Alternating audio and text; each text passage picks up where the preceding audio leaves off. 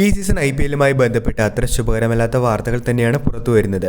ഇന്ത്യ-പാകിസ്ഥാൻ സംഘർഷ പശ്ചാത്തലത്തിൽ നാട്ടിലേക്ക് മടങ്ങാനായി IPL കളിക്കുന്ന വിദേശ താരങ്ങൾ ഒരുങ്ങുന്നതായാണ് ഇന്ന് രാവിലെ പുറത്തുവന്നിരിക്കുന്ന ഏറ്റവും പുതിയ റിപ്പോർട്ടിൽ പറയുന്നത്. ചില താരങ്ങൾ ഈ ആവശ്യവുമായി ബന്ധപ്പെട്ട് ഫ്രാഞ്ചൈസികളെ സമീപിച്ചുവെന്നും ഫ്രാഞ്ചൈസികൾ ഇതുമായി ബന്ധപ്പെട്ട BCCIയുടെ വിശദീകരണം തേടിയിട്ടുണ്ട് എന്നുമാണ് ഇന്ന് രാവിലെ പുറത്തുവന്നിരിക്കുന്ന ഏറ്റവും പുതിയ റിപ്പോർട്ടുകളിൽ പറയുന്നത്. BCCIയുടെ ഭാഗത്തുനിന്നും ഇതിനുള്ള ഒരു പ്രതികരണവും എത്തിയിട്ടുണ്ട്.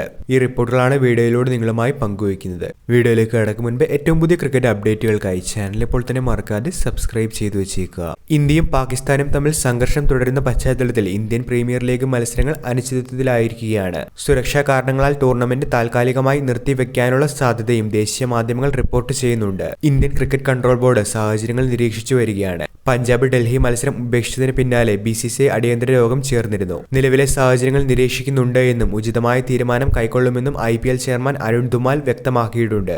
അതേസമയം കേന്ദ്ര സർക്കാരിൽ നിന്നും ഇതുവരെ നിർദ്ദേശങ്ങളൊന്നും തന്നെ ലഭിച്ചിട്ടില്ല.